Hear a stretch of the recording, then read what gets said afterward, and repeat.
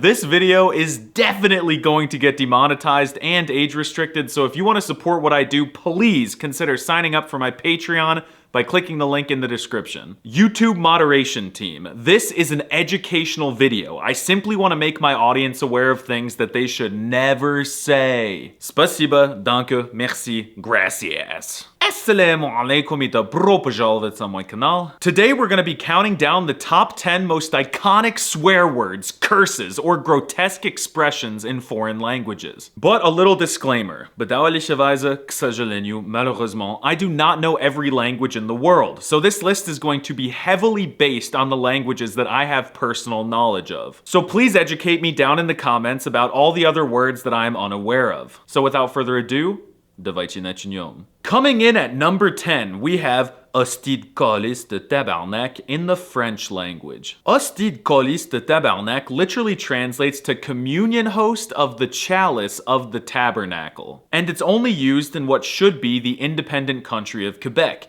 Vive le Québec libre! 85% of the Quebecois people are Catholic, so it makes sense why their swear words are so deeply rooted in religion. But it's funny when you compare these words to the incredibly secular and dirty curses used in France. These Quebecois words can be used independently of one another or strung together. Stub your toe, colis. Your girlfriend asks if you'd love her if she was a worm, hostide tabarnak. I used to think these words were cute and innocent until I argued with a guy who had face tattoos in Montreal and he hit me with a tabarnak de vierge.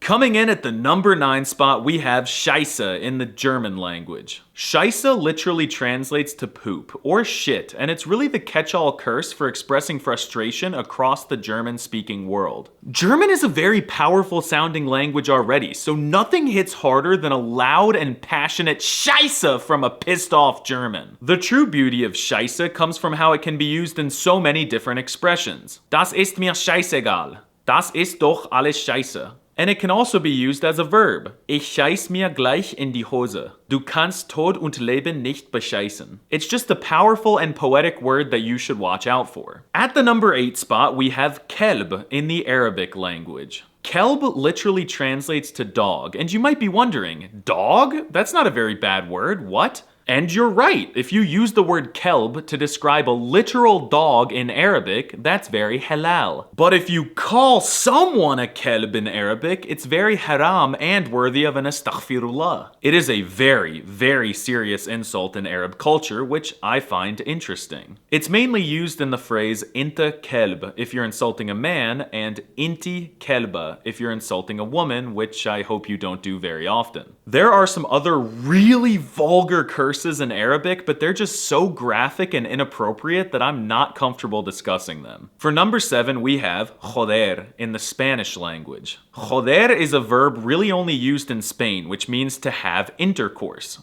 Something I have never done because it would distract me from language learning. It's used constantly in daily life. I mean, Spaniards can't go 2 minutes without dropping a J-bomb. The most straightforward way to use it is to simply scream joder when something upsets you, but it can also be used in a ton of other contexts. My favorite example is the phrase no me jodas tío, which literally translated is really screwed up, but it means more like, come on bro, you're joking. Also there's por favor deja de joder, which could be interpreted as please stop having intercourse, but it really means please stop complaining. I love joder because it sounds so strong with the harsh J pronunciation that the Spaniards have. The rest of the language is kinda soft, but the hard joder just does it for me. Coming in at number 6, we have the word Bomboclat in Jamaican Creole or Patois. Bomboclat definitely has the coolest meaning out of anything on this list, as it literally translates to butt cloth. But it can basically mean anything you want it to. It's commonly used to emphasize something. For example, what are you doing is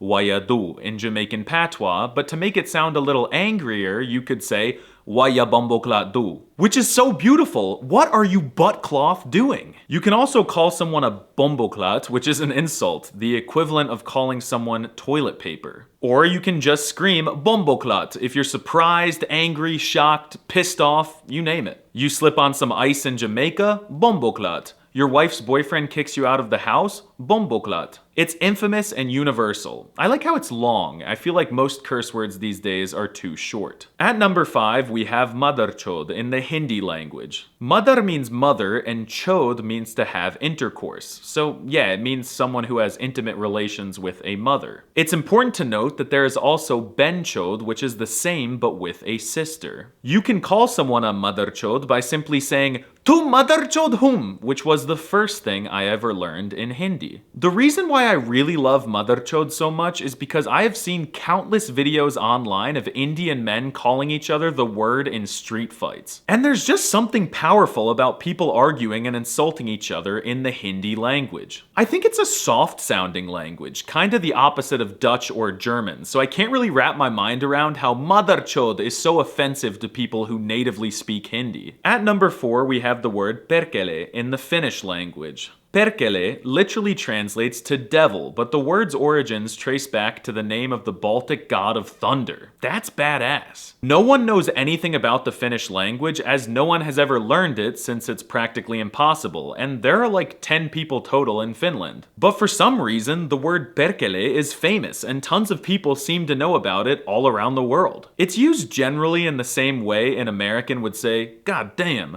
but it can be used in more creative ways as well. I love perkele because it sounds so magical and whimsical. Perkele, perkele. It just doesn't sound aggressive at all, even though it's definitely the strongest curse word in the Finnish language. I once had a dream that I was married to the former Prime Minister of Finland, and she would always yell perkele at me. So in real life, I kinda still feel connected to it. Coming in at number 3, we have kurva in the Polish language. Kurva literally translates to a woman who has intimate relations with many people in a promiscuous manner. Which would be sexist, but Polish people mainly use it in a completely different way. It's pretty much just an interjection that you can yell when something annoys you or when someone is pissing you off. It seems to have a wide range of pronunciations, like sometimes I hear it as the short kurva, but often they pause a bit on the rolled R for emphasis and say something like Kurva! It can be said in isolation, but it's commonly combined with other words to make expressions such as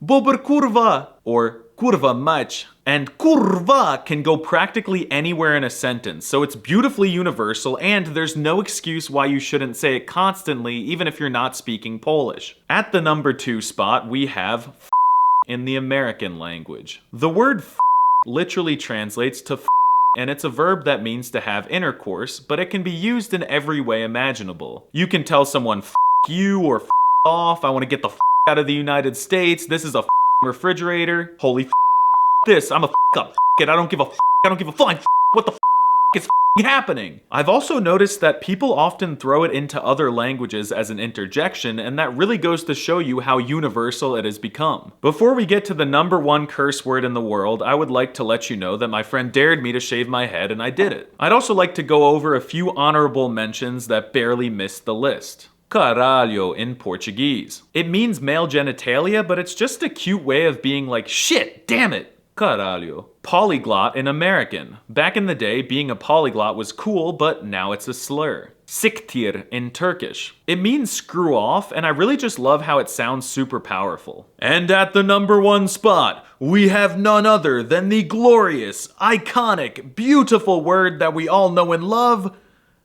Блядь, in the Russian language. It doesn't really directly translate to anything, as the word doesn't even exist. It's not in the dictionary. The real word is spelled with a D instead of a T. And with a D, it means a promiscuous woman, but over time, Russians just started saying it out of context and also started writing it with a T until it turned into the блядь that we all know and love today. I'd say it's most similar to the American interjection, and it's often paired with the word suka to make the iconic expression suka blять. It should be noted that blять can also be shortened to bля for use in formal settings, and there's also a cutesy version, blin, which literally translates to pancake. Blять is the curse word of all curse words. There are millions of videos of Russians doing gnarly shit on the internet, and there is at least one blять in every one of those videos. Please tell me which words should have been on the list in the comments, and please consider signing up for my Patreon if you'd like to support me, since this video will most definitely be demonetized. I'm planning some epic stuff for my Patreon in the near future, so it's a great time to join. Dosvi goodbye.